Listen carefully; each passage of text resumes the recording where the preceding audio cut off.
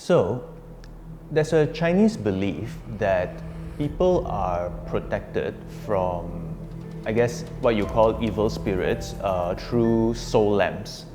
And what these soul lamps are is that they are, of course, invisible lamps that are found on each of your shoulders. The reason why whenever you're walking alone in a certain place and you suddenly feel a shiver down your spine, or you hear a sound behind you, or just see something off the corner of your eye, they say that it's the spirit trying to get you to turn your head in order to extinguish the lamp and open yourself up to attacks.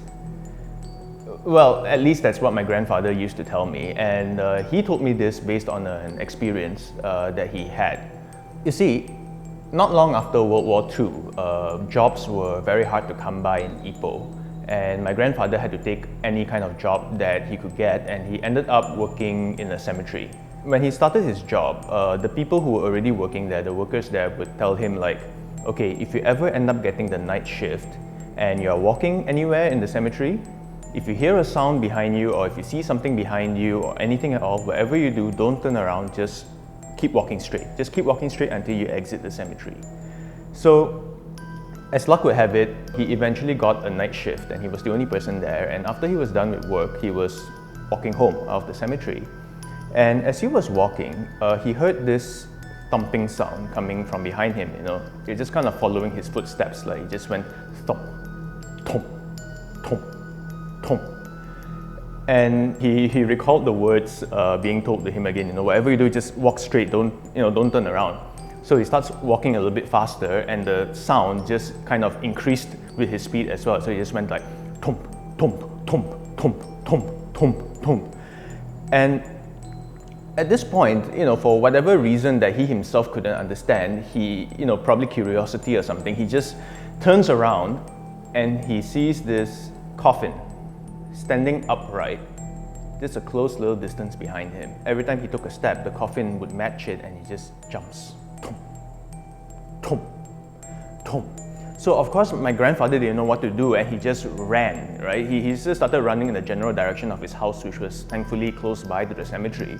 And the whole time, in between his own breath and his heart beating, he could hear the coffin, in a steady pace behind going thump, thump, thump, thump, thump, thump.